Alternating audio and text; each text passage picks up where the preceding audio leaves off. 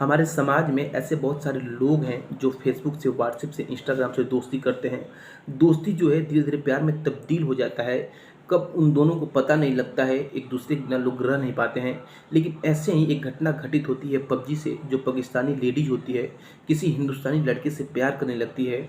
प्यार इस कदर करने लगती है कि वो उसके बिना रह नहीं पाती है। नमस्कार दोस्तों, मैं संकेत सिंह आपका स्वागत करता हूँ क्राइम अद्भुत न्यूज़ में। आशा करता हूँ आप अच्छे होंगे। आज जो सच्ची कहानी है, सच्ची घटना है, एक पाकिस्तानी लेडीज जिसका उम्र 32 साल होता है, वो 4 बच्चे की माँ होती है, हिंदुस्तान आती इलीगल तरीके से उस लड़के से मिलती है, शादी करती है। आइए उसके बारे में हम आपको बताते हैं।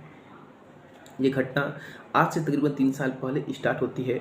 सचिन नाम का एक लड़का पबजी पर गेम खेल रहा था। उसी पबजी पे सीमा गेम खेल रही थी, जो पाकिस्तान की रहने वाली होती है, और जो सचिन होता है वो हिंदुस्तान का रहने वाला होता है। इसी पबजी पे दोनों लोग अपना नंबर शेयर करते हैं और व्हाट्सएप पे चले आते हैं। लोग घंटों बातें किया करते थे। जो सीमा के पति होता है वो दुबई में काम किया करता था।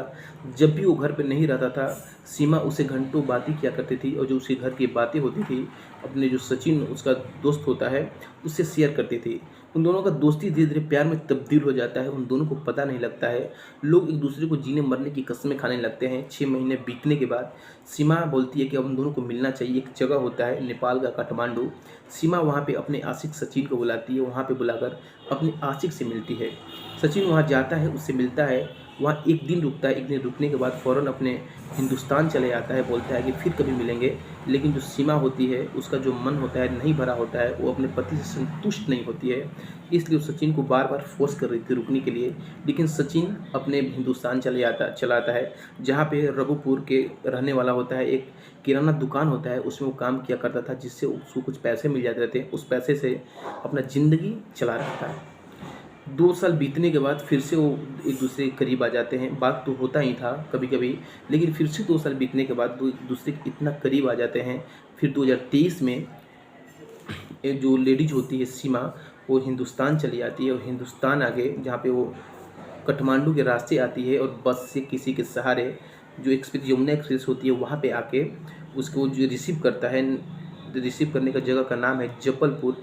जीवन में सचिन उसको रिसीव करता है। रिसीव कर कर जो उसका एक जगह होता है जो भाड़े पर रहता है, वहाँ पे उसको ले जाता है।